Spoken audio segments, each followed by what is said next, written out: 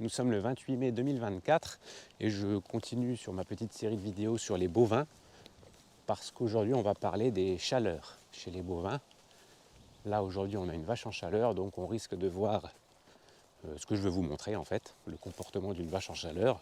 Ce qu'on appelle les chaleurs chez les bovins, c'est une période précise durant laquelle la vache va être fécondable. Donc c'est un moment où si un taureau, alors on va quand même tout de suite regarder un truc, voilà, la vache qui est en chaleur, c'est celle qui est à gauche, et celle-là n'est pas en chaleur. Alors on va y revenir, on va regarder ça. Vous avez pu voir ce qu'il s'est passé. Donc justement, vous avez vu, la vache qui est ici à gauche, là, qui vient de se retourner, elle est en chaleur, et si cette vache-là avait été un taureau, eh bien en fait, voilà, l'affaire était faite, et 9 mois plus tard, on a un petit veau. Bon, malheureusement, dans ce troupeau, il n'y a que des femelles, donc forcément, il n'y aura pas de petits veaux dans 9 mois. Mais ce qui est intéressant, c'est que du coup, là, j'ai repéré qui est en chaleur, et je sais que demain matin, cette vache-là, elle va être inséminée. Je vais faire appel à l'inséminateur qui va passer demain matin et qui va déposer ce qu'on appelle des paillettes. En fait, ce sont des spermatozoïdes congelés de taureaux. Et si tout se passe bien, dans 9 mois, eh bien, cette vache-là nous fait encore un petit veau. Alors les chaleurs, ça dure environ 18 heures et ça se répète tous les 21 jours. Une vache n'est pas fécondable toute l'année, n'importe comment. C'est vraiment pendant cette période qui dure 18 heures et qui ne se répète que tous les 21 jours. C'est vraiment important d'avoir ça en tête. Alors 21 jours, plus ou moins 2 jours. C'est entre 19 et 23 jours.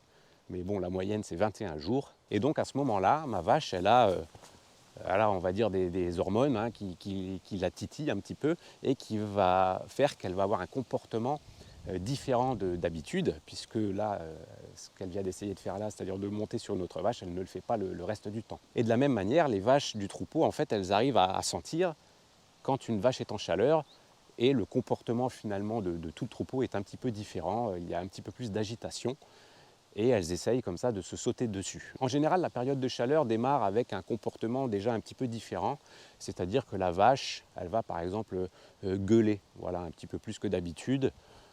Ça dépend des vaches, il y a des vaches qui ne gueulent jamais, mais ça arrive souvent chez les génisses, lorsqu'elles ont leur première chaleur, elles gueulent toute la journée. On a également ce qu'on remarque là, c'est-à-dire des phénomènes de léchage qui sont accentués. Les vaches se lèchent un petit peu toute l'année entre elles, mais lorsqu'une vache est en chaleur, donc comme celle qui est en train de lécher ici, eh bien c'est vraiment accentué, et elle va commencer à aller lécher toutes les copines sur la tête, notamment un petit peu comme ça. On voit également que la vache, elle commence à renifler la vulve des vaches du troupeau, et inversement, les vaches du troupeau commencent à lui renifler de plus en plus la vulve.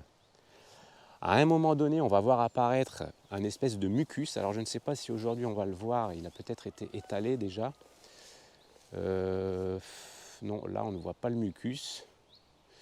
Mais en fait, au niveau de la vulve de la vache en chaleur, on a un mucus filant qui sort un petit peu comme un gel. Donc ça, pareil, ça intervient au tout début des chaleurs. Et ce mucus, à l'origine, il sert de guide pour les spermatozoïdes jusqu'aux ovaires. En fait, c'est un petit peu là-dedans que les spermatozoïdes vont nager. Souvent, on a cette image-là de la course des spermatozoïdes. On a tous vu cette reproduction, là, des fois dans les séries ou dans les films. Donc c'est à travers ce mucus en fait que se fait la course des spermatozoïdes. Donc là, malheureusement, elle n'en a pas. Enfin, il a été étalé très certainement, à force de se sauter dessus, ça a été essuyé. Mais ce mucus, en fait, pour l'éleveur, c'est un signe visuel qui indique que la vache, elle arrive sur ses chaleurs ou elle est en pleine chaleur. Et plus la vache arrive dans sa période de chaleur, c'est-à-dire le moment vraiment où elle va être réceptive aux spermatozoïdes, où elle va être fécondable, eh bien les vaches, voilà, elles commencent à se mettre à se sauter dessus. Et alors la difficulté, c'est que la vache qui est en chaleur, elle saute sur ses compagnons, et ses compagnons, exactement comme celle qui est au-dessus là, sautent sur la vache en chaleur. Et alors la question, c'est de savoir comment déceler la vache qui est en chaleur, puisqu'elles se montent mutuellement dessus. Alors imaginons pareil, vous voyez que le mucus ne soit pas là, etc. Donc moi là par exemple, j'arrive dans le champ et je pourrais ne pas savoir qui est en chaleur. Je peux comprendre qu'il y a une vache en chaleur entre les deux là, mais il y a quand même un indice qui va me dire que c'est cette vache qui est en chaleur. Eh bien, c'est ce que vous venez de voir, c'est-à-dire que la vache qui était en dessous n'a pas bougé. Là, elle est dans sa phase d'acceptation. Forcément, s'il y avait un taureau là dans le troupeau, vous comprenez bien que pour que l'affaire se fasse, il faut que la vache ne bouge pas. Donc il faut que la vache soit en phase d'acceptation, alors que la vache qui est derrière, celle qui vient de lui sauter dessus, elle, je sais qu'elle n'est pas en chaleur, puisque je connais en fait le cycle de mes vaches, et puis elle a été inséminée il y a une semaine de ça, donc je sais qu'elle n'est pas en chaleur, mais surtout on va essayer d'attendre un petit peu, voilà, attention, regardez, la vache en chaleur de droite va essayer peut-être de lui sauter dessus, c'est ce que j'aimerais qu'elle fasse, pour vous montrer que en fait, la vache qui n'est pas en chaleur, elle n'acceptera jamais de se faire monter dessus par une autre vache. En fait, elle va chercher à se dégager, elle va courir, en fait, elle va bouger. Elle ne va pas rester immobile.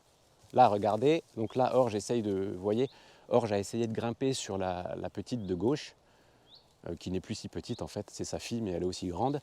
Et l'autre a bougé tout de suite. Elle a senti que Orge allait lui sauter sur le dos et elle a préféré tout de suite se carapater et se replacer, en fait, tête bêche. D'ailleurs, ça, c'est aussi un signe distinctif qu'il y a une vache en chaleur entre ces deux-là, c'est qu'elles sont disposées comme ça. Parce que là, en fait, pendant plusieurs heures, ce que vous venez de voir, ça va se reproduire. C'est-à-dire que la vache en chaleur va essayer de sauter sur celle-ci, qui n'acceptera pas, et la vache de gauche, elle, va essayer de sauter sur la vache en chaleur. Et il faut savoir que cette période d'acceptation n'est pas là dès le début. C'est-à-dire que hier soir, je suis venu observer les vaches, et Orge, qui est en chaleur, n'acceptait pas. C'est-à-dire que d'autres vaches essayaient de lui sauter sur le dos parce qu'elle avait déjà commencé à montrer des signes de chaleur.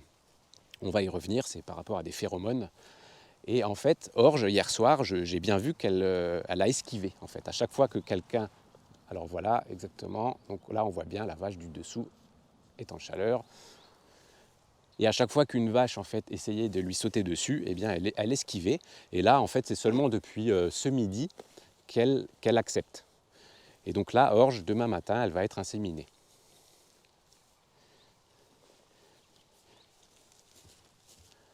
Là, vous voyez, c'est Ravioli, donc une autre vache, qui lui saute dessus et Orge en dessous s'immobilise. Alors là, vous allez me dire, mais comment est-ce que les vaches, elles savent que l'autre est en chaleur? Eh bien, en fait, au niveau de la vulve de Orge, de la vache en chaleur, eh bien, il y a une libération de phéromones.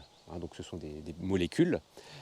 Alors là, vous voyez, la petite, elle a sauté sur l'autre. Alors c'est à moitié pour le jeu et c'est aussi parce que justement, il y a des phéromones dans l'air.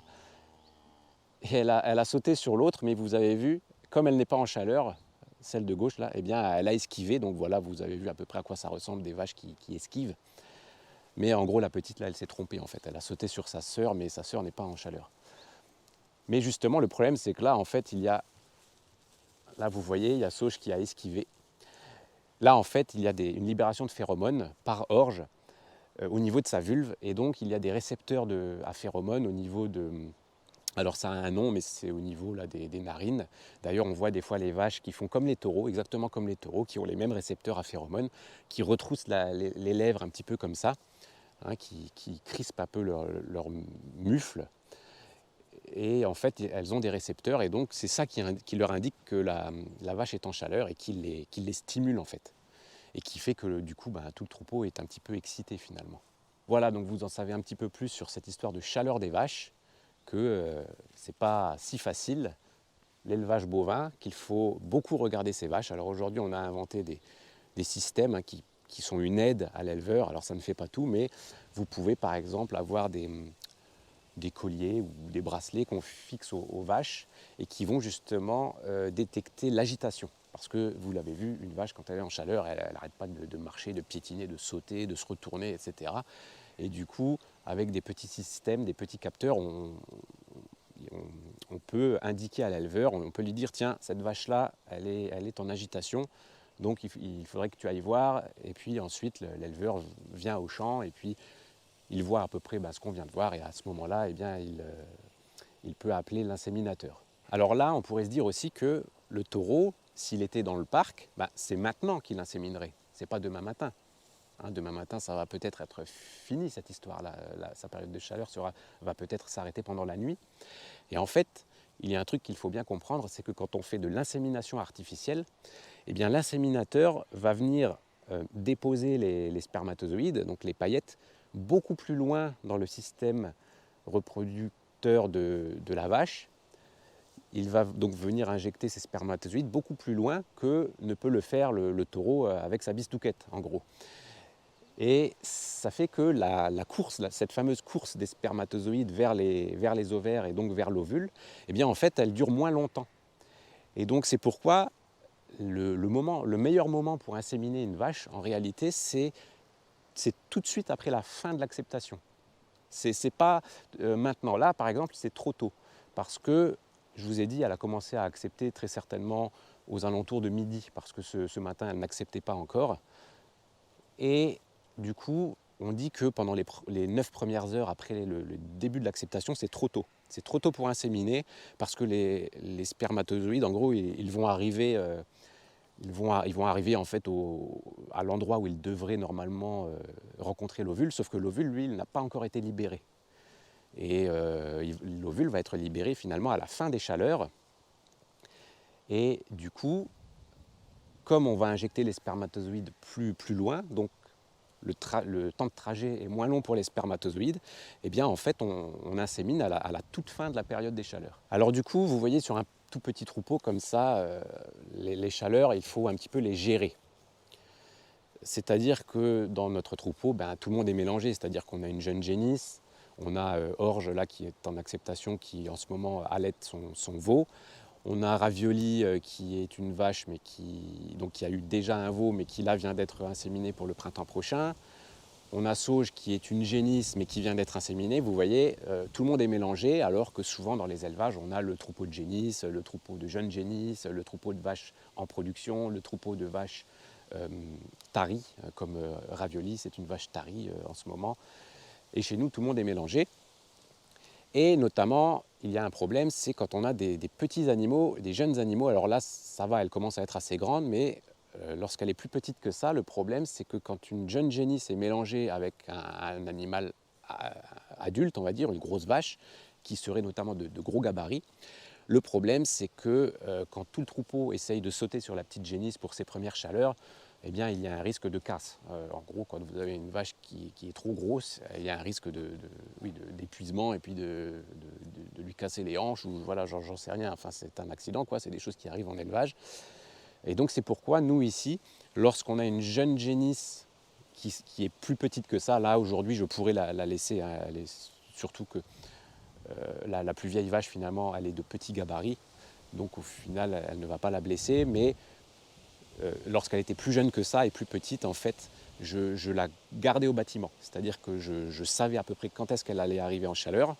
J'avais noté au calendrier. Et puis dès que je voyais les premiers signes, en fait, pour la journée, voire pour les 24 heures, elle reste au bâtiment.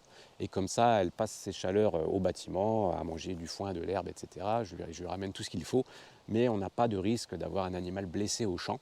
Donc ça, c'est la petite subtilité quand on a comme ça des troupeaux mélangés et qu'on veut éviter l'accident, c'est de faire en sorte que les petites vaches ne côtoient pas les grosses vaches au moment des chaleurs. Mais il faut savoir aussi que finalement, le risque d'accident, c'est plutôt l'inverse. C'est lorsqu'on a un animal de grande taille, une vache de grande taille, de grand gabarit, qui est en chaleur, et que vous avez des petites génisses qui essayent de lui sauter dessus. C'est souvent là qu'on a les accidents, parce que la petite vache, elle est petite, elle est trop courte, alors elle va se projeter vers la vache pour essayer de la chevaucher, mais comme elle est trop petite, elle n'y arrive pas, et des fois, elle tombe sur le côté, et là, c'est des moments où, avec des animaux à cornes comme ça, on peut avoir des cornes qui cassent, enfin bon, bref, on peut avoir des accidents. Et puis, il y a certaines subtilités par rapport à la portance. Là, vous voyez, l'autre, elle est en train d'esquiver, celle qui était en dessous, qui n'est pas en chaleur, a bien esquivé, là, vous avez bien visualisé le truc. Là, vous voyez également le léchage. Voilà, ça, c'est vraiment typique des vaches en chaleur. Elles se lèchent au niveau de la croupe. Et donc, j'en reviens à une autre subtilité, on va dire, de la gestion des chaleurs ici. C'est également lorsque les sols ne sont pas portants, lorsqu'ils sont vraiment mouillés, mais qu'on est quand même obligé de mettre un peu les vaches dehors pour aller récolter l'herbe, comme ce printemps, par exemple, ce début de printemps. Là, aujourd'hui, ça commence à sécher un peu. Mais on a du coup des sols qui ne sont pas portants. Et vous voyez, le problème, c'est que quand vous avez une vache en chaleur, eh bien c'est le bordel, et c'est le bordel pendant des heures et des heures. Et en fait, elles ne font que piétiner, piétiner, piétiner. Elles souillent l'herbe, hein, du coup, avec leurs pieds, surtout en période humide, du coup, elles ont de la boue sur les pieds. Donc, elles collent de la boue partout, et puis plus elles piétinent, et plus elles font de la boue, et plus elles collent de la boue partout. Et donc, le truc, c'est que ces périodes-là, ces périodes très humides avec des sols peu portants, de la même manière, on essaye de faire en sorte que si on a une génisse en chaleur, par exemple, ou une vache en chaleur, on la garde au bâtiment, en fait. Et comme ça, les autres vaches, elles peuvent aller tranquillement au champ. Il n'y aura pas de phéromones dans l'air, personne ne sera excité. Et puis la vache, elle passera ses chaleurs au bâtiment, mais ça permet derrière de respecter la prairie pour derrière avoir des belles vaches. Voilà, c'est aussi important, hein, de respecter la prairie, parce qu'une fois qu'on a dégradé la prairie, eh bien, on dégrade l'alimentation des vaches, et après on dégrade les vaches. Donc en réalité, en élevage, la première chose auquel on est attentif, ce sont les sols, hein. C'est la prairie, voilà, ça c'est toujours le même truc, hein. Une fois qu'on a compris ça, on a tout compris. Et il y a encore une petite subtilité, c'est par exemple là, je pourrais les changer de parc, je pourrais les faire passer à la pâture d'après, mais justement, comme elles sont très excitées, là on est vraiment en pleine acceptation. C'est vraiment, ça va être ça pendant des heures et des heures, là ce que vous voyez depuis tout à l'heure. Je vais les changer seulement ce soir. On va essayer de gagner quelques heures, parce que là, si je les mets tout de suite dans la nouvelle pâture, là-bas, vous voyez, il y a une belle pâture avec, on va aller voir, avec du trèfle, avec tout ce qu'il faut pour elles. Eh oui, ma cocotte, c'est pour demain. Vous voyez, là, on a une belle pâture. On a de la graminée, on a du trèfle, on a un peu de tout. Du plantain, un petit peu de pissenlit. Là, je préfère qu'elles me saccagent un peu, voilà, qu'elles continuent de gratter un peu là où elles sont, qu'elles me saccagent un peu l'herbe là, parce que ça serait dommage que pendant les 5 prochaines heures, là, elles ne fassent que se sauter dessus et qu'elles piétinent tout ce beau trèfle, quoi. Voilà, donc ça aussi c'est une petite subtilité. Des fois, je repousse en fait l'ouverture de parc pour éviter qu'elle ne dégrade le parc. Là, on a un lotier qui arrive tout juste en fleurs. Donc là, je vais aller commander une insémination pour demain matin. En gros, imaginons que je me lève le matin, je vois une vache qui se laisse chevaucher, je ne sais pas, à 7 heures du matin. Je peux commander une insémination pour l'après-midi du jour même. Et là, vous voyez, il est 16h53 et je vais commander une insémination pour demain matin. En général, il y a 2 tournées. Il y a la tournée du matin, la tournée d'après-midi. Il y a 2 inséminateurs qui se relaient. Et donc ici, ça se passe comme ça.